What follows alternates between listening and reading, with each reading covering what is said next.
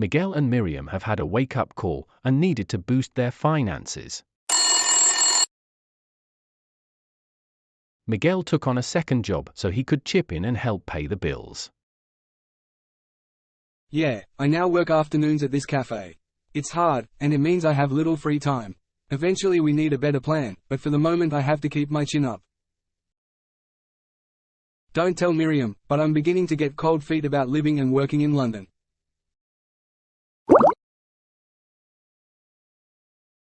Now, let's talk about economizing. Miriam took it upon herself to find creative ways to cut costs and save up.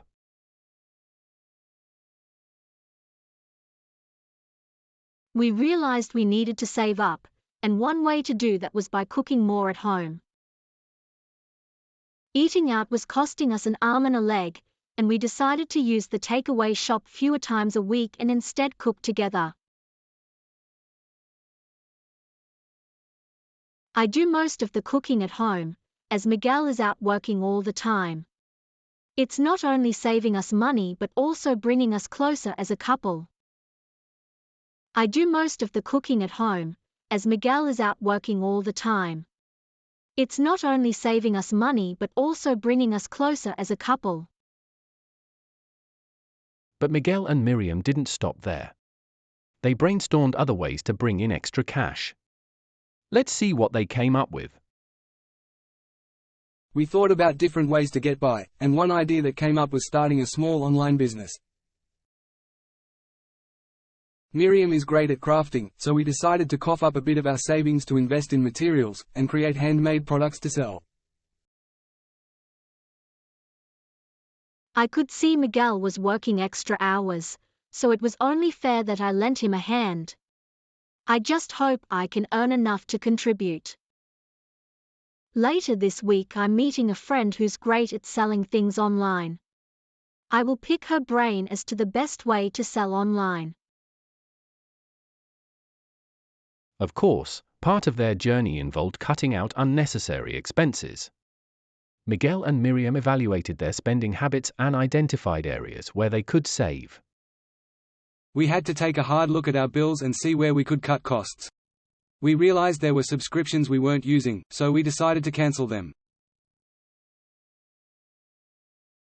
It's all about making those tough choices to get by.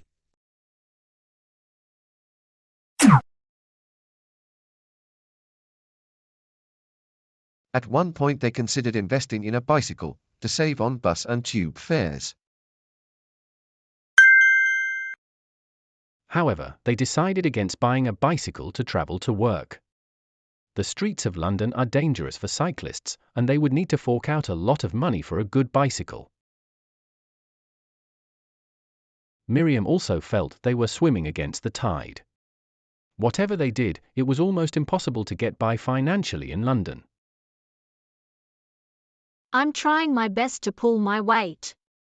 But it's hard for me to continue my studies and yet work so hard to pay the bills. If this situation had continued, Miguel and Miriam would probably have left London. What is the point if you have to work so hard and have no free time? However, they were soon faced with a bigger problem that was an enormous challenge and led them to despair. They did not realize that every cloud has a silver lining. Eek! Look! We have a big problem with the bed. I can't go on like this. What could that enormous problem be? Will it persuade Miguel and Miriam that it's time to leave London? And there you have it, folks, Miguel and Miriam's money makeover journey in London. They've shown us they have a bit of determination, creativity, and the willingness to chip in. But will it be enough to get them through tough times? Before we leave you, here is our joke of the week. I needed a password 8 characters long. So I picked the story, Snow White and the 7 Dwarfs.